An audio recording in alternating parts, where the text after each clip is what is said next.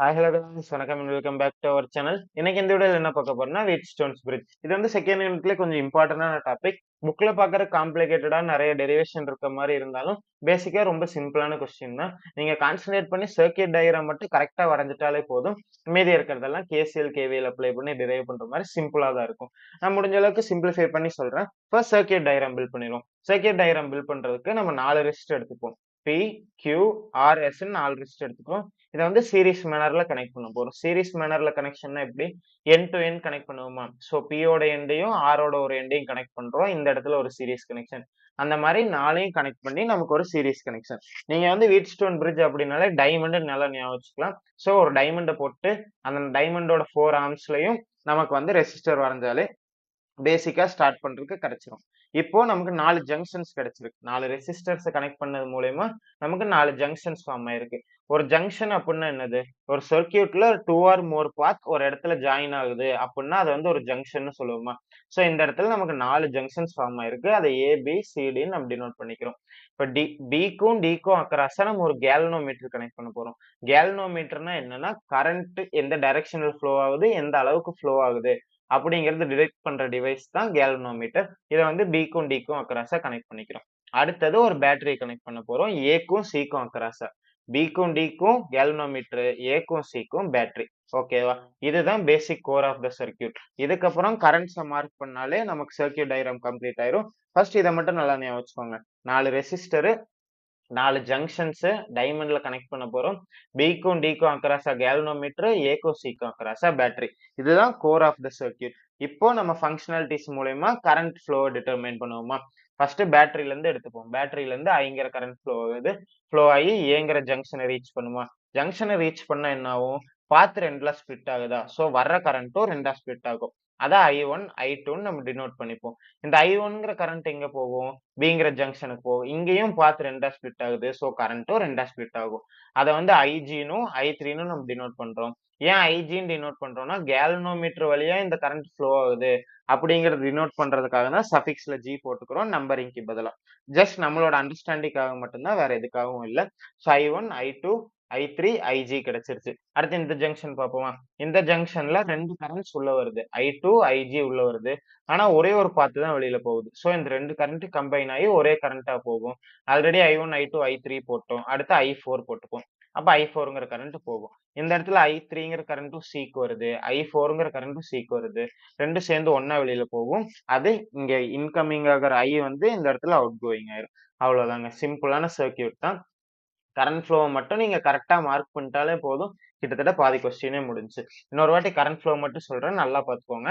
ஐங்கிற current flow ஆகுது, ஏங்கிற junction reach ஆகுது. 2 பாத்து போறதுனால கரண்ட் ரெண்டா ஸ்பிட் ஆகுது. I1 I2. I1ங்கிற கரண்ட் பிக்கு போகுது.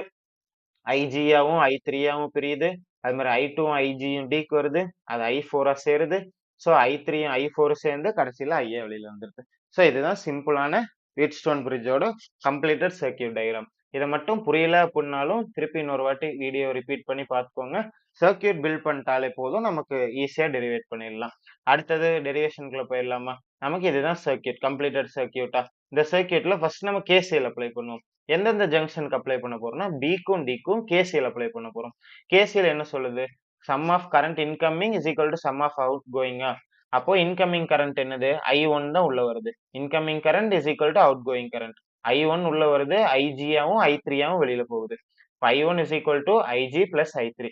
இந்த IG I3 left hand side கொண்டு போய் எழுதி I1 minus IG minus I3 is equal to 0ன்னு போட்டுக்கிறோம்.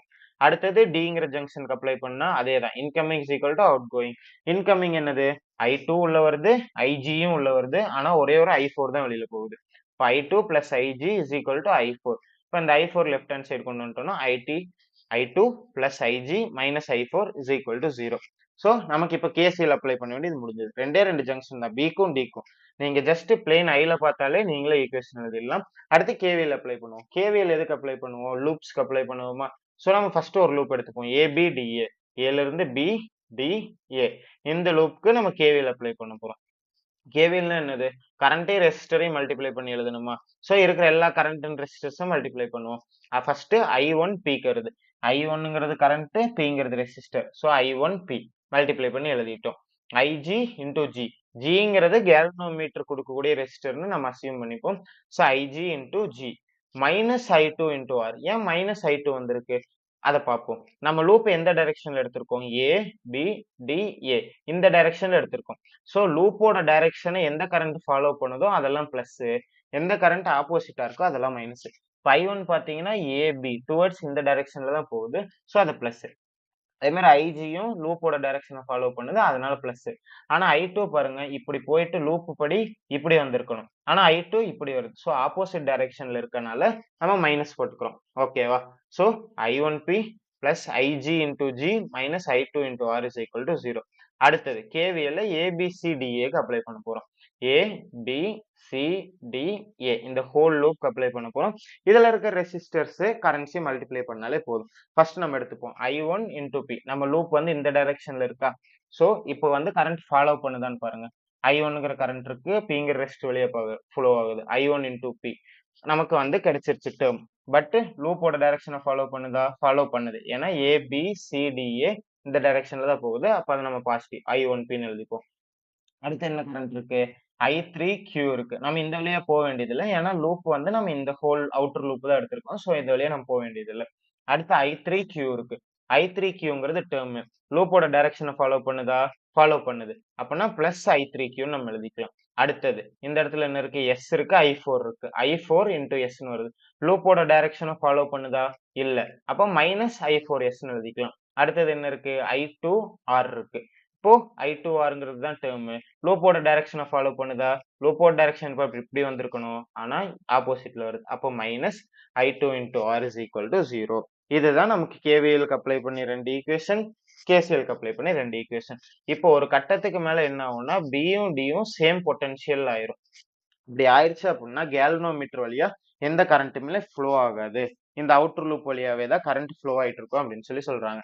அப்போ ஐஜி வழியே எந்த கரண்ட், அதாவது ஐஜிங்கிற கரண்டே ஃப்ளோ ஆகாது. கேல்வனோமீட்டர் வழியா கரண்டே போகலைன்னா ஐஜியோட வேல்யூ வந்து 0. கரெக்டா? ஏன்னா ஐஜிங்கிறது தான் கேல்வனோமீட்டர் வழியா ஃப்ளோ ஆகிற கரண்ட். அந்த கேல்வனோமீட்டர் வழியா கரண்டே ஃப்ளோ ஆகாது. ஏன்னா கேல்வனோமீட்டர்ல 0 ரீடிங் வந்துடும். 0 ரீடிங் வந்துருச்சு அப்படின்னா என்ன அர்த்தம்? அது வழியா கரண்டே ஃப்ளோ ஆகலைன்னு அர்த்தம். அப்ப ஐஜி வந்து 0ன்னு அசியூம் பண்ணிக்கலாம். ஐஜி இஸ் ஈக்குவல் டு 0ன்னு நம்ம இந்த 3 ஈக்குவேஷன்ல சப்ஸ்டியூட் பண்ண போறோம். அப்படி சப்ஸ்டியூட் பண்ணா நமக்கு என்ன கிடைக்கும்? இந்த இடத்துல I1 is equal to IG plus I3 இருக்கா? IG 0ன்னு சப்ஸ்டியூட் பண்ணிட்டா I1 is equal to 0 plus I3. அதே மாதிரி இந்த இடத்துல சப்ஸ்டியூட் பண்ணா I2 plus 0 is equal to I4. இந்த இடத்துல சப்ஸ்டியூட் பண்ணா IG டேர்ம் 0 ஆயிரும். So I1P plus 0 minus I2R is equal to 0ன்னு ஆயிரும். இந்த மூணுல இருந்து நமக்கு என்ன சிம்பிளிஃபைடா கிடைக்குது? I1 is equal to I3ன்னு கிடைச்சிருது. அதே மாதிரி இந்த இடத்துல I2 is equal to I4ன்னு கிடைச்சிருது. இந்த இடத்துல I1P is equal to I2Rன்னு கிடைச்சிருது.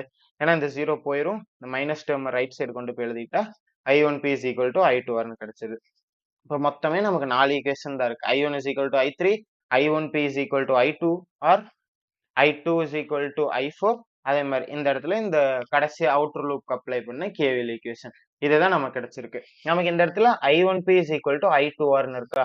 இந்த இடத்துலயும் I1P இருக்கு. அதுக்கு பதிலா நம்ம ரீப்ளேஸ் பண்ணி இந்த I2R சப்ஸ்டியூட் பண்ணிக்கிறோம். So I2R plus I3Q minus I4S minus I2R. So இந்த மைனஸ் I2Rம் பிளஸ் I2Rம் கேன்சல் ஆயிடுச்சுன்னா நமக்கு மீதி என்ன இருக்கும்? I3Q minus I4S is equal to 0. இதுதான் நமக்கு இருக்க ஃபைனல் ஈக்குவேஷன். இதை சால்வ் பண்ணி கிடைச்சிருக்கு. இப்போ வந்து இந்த மைனஸ் I4S ரைட் சைடு கொண்டு போய்ப்போம். அப்படி கொண்டு போயிட்டா என்ன ஆகும்? I3Q is equal to I4S ஆயிரும். ஸோ இப்போ இதையும் நம்ம டிவைட் பண்ண போறோம். டிவைட் பண்ண நமக்கு என்ன கிடைக்கும்? I1P is equal to I2R divided by I3Q is equal to I4S. இப்போ நமக்கு இந்த ஈக்குவேஷன்ஸ் ரீப்ளேஸ் பண்ணுவோம். I1க்கு பதிலா I3ன்னு எழுதிக்கலாம். I2க்கு பதிலா I4ன்னு எழுதிக்கலாம். அப்போ நியூமரேட்டர்ல இருக்கிறது எல்லாத்தையும் ரீப்ளேஸ் பண்ணி எழுதுனா I1க்கு பதிலா I3 வந்துரும். I2க்கு பதிலா I4 வந்துரும். So I3 cancel, I4 cancel. P by Q is equal to R by S. இவ்வளவுதாங்க நமக்கு கேல்வனோமீட்டரோட ஃபைனல் ஈக்குவேஷன். நீங்க எப்படியாவது இதை கொண்டு வரணும். இதை ஈஸியா நீங்க ஞாபகம் வச்சுக்கலாம். P by Q is equal to R by S. So இதை ஞாபகம் வச்சுட்டாலே நீங்க ரிவர்ஸ்ல கூட சால்வ் பண்ணிட்டு போய்க்கலாம். KVL KCL அப்ளை பண்ண போறோம். கடைசியில இதை கொண்டு வர போறோம். இப்போ நம்ம பார்த்தது எல்லாத்தையும் ஒரு குயிக் சம்மரியா சொல்றேன். கடகடன்னு சொல்றேன். நீங்களும் பார்த்தது திருப்பி ரிவைஸ் பண்ண மாதிரி ஆயிக்கும். இதுதான் நம்மளோட ஹோல் சர்க்கியூட் டயக்ராம். இந்த சர்க்கியூட் டயக்ராம் புரியல அப்படின்னா வீடியோ ஸ்டார்டிங்கை போய் திருப்பி பாருங்க. இப்போ பிங்கிற ஜங்ஷனுக்கும் டிங்கிற ஜங்ஷனுக்கும் கேசிஎல் அப்ளை பண்ண போறோம். எந்த ஜங்ஷனுக்கு ஃபர்ஸ்ட் பிக்கு அப்ளை பண்ணுவோமா? அப்ளை பண்ண என்ன ஆகும்? I1ங்கிறது incoming, IG and I3 outgoing. So I1 is equal to IG plus I3. அடுத்து Dக்கு அப்ளை பண்ணும்போது I2 உள்ள வருது, IG உள்ள வருது, I4 வெளில வருது. So I2 plus IG is equal to I4. இப்போ KCL முடிஞ்சுச்சு. அடுத்து KVL அதே மாதிரி ரெண்டு இடத்துல அப்ளை பண்ணுவோமா? எந்த லூப்புக்கு? ஃபர்ஸ்ட் வந்து ABDA லூப்புக்கு, ABDA. அதுக்கு வந்து I1 into P, I1 into P, IG into G, I2 into R. Sign வந்து லூப்போட டைரக்ஷனை பொறுத்து நம்ம போட்டு. அடுத்து வந்து ABCDA இந்த லூப்க்கு அப்ளை பண்ணுவோம். இந்த லூப்க்கு அப்ளை பண்ணும்போது அதே மாதிரி தான் 4 ரெசிஸ்டர் 4 கரண்ட் தான். So I1P, I3Q, I4S, I2R. இதை நீங்க டேர்ம்ஸ் முடிவு பண்ணிட்டு லூப்போட டைரக்ஷனை பொறுத்து சைன் போட்டுக்கலாம். இப்போ பிரிட்ஜ் பேலன்ஸ்ட் ஆயிடுச்சு அப்படின்னா IG is equal to 0. So நமக்கு கிடைச்ச ஃபர்ஸ்ட் 3 ஈக்குவேஷன்ல ஐஜியை 0ன்னு சப்ஸ்டியூட் பண்ணா என்ன கிடைக்கும்? IG இஸ் ஈக்குவல் டு 0 இங்க பண்ணும்போது I1 இஸ் ஈக்குவல் டு I3ன்னு கிடைச்சிரும். அதே மாதிரி இந்த இடத்துல I2 இஸ் ஈக்குவல் டு I4ன்னு கிடைச்சிரும். இந்த இடத்துல இந்த டேர்ம் ஃபுல்லா கேன்சல் ஆகி இந்த மைனஸ் டேர்ம் ரைட்ல போயிடும். So I1P is equal to I2Rன்னு கிடைச்சிரும். இப்போ கிடைச்ச ஈக்குவேஷனை இந்த ஈக்குவேஷன்ல நம்ம ரீப்ளேஸ் பண்ணுவோம். அப்படி ரீப்ளேஸ் பண்ணி எழுதுனா என்ன? I1Pக்கு பதிலா I2Rன்னு நம்ம சப்ஸ்டியூட் பண்ணுவோமா? ஸோ I2R, அப்போ இங்க ஆல்ரெடி மைனஸ் I2R இருக்கு, இது ரெண்டையும் கேன்சல் பண்ணிக்கலாம்.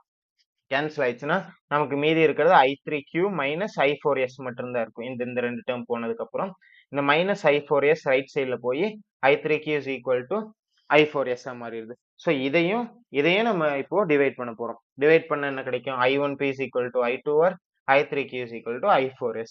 இப்போ இந்த I1க்கு பதிலா I3யையும் I2க்கு பதிலா I4யும் சப்ஸ்டியூட் பண்ணுவோம். சப்ஸ்டியூட் பண்ண என்ன கிடைக்கும்? I3P divided by I3Q. இந்த I3 இந்த I3 போயிடும். equal to I4R, I4S. இந்த I4 I4 போயிடும். எவன்ச்சுவலா நமக்கு P by Q is equal to R by S ன்னு கிடைச்சிருக்கும். அவ்வளவுதாங்க. அதனால முடிஞ்ச அளவுக்கு சிம்பிளிஃபை பண்ணி இந்த கொஸ்டினை எக்ஸ்பிளைன் பண்ணியிருக்கேன். உங்களுக்கு இந்த கொஸ்டின் நல்லா புரிஞ்சிருக்கும்னு நினைக்கிறேன். ஒருவேளை ஏதாவது டவுட்ஸ் அண்ட் ஃபீட்பேக்ஸ் இருந்துச்சு அப்படின்னாலும் அதை கமெண்ட் செக்ஷன்ல மென்ஷன் பண்ணுங்க. நான் ஃபர்தரா அதை கிளாரிஃபை பண்ணவும் ட்ரை பண்றேன். ஒருவேளை பிடிச்சிருந்துச்சு, நல்லா புரிஞ்சுது அப்படின்னு தோணுச்சு அப்படின்னாலும் கமெண்ட் பண்ணுங்க. நான் இதே மாதிரி ஃபாலோ பண்ணி ஃபர்தரா நிறைய வீடியோஸ் போஸ்ட் பண்ண ட்ரை பண்றேன். தேங்க்யூ ஃபார் வாட்சிங்.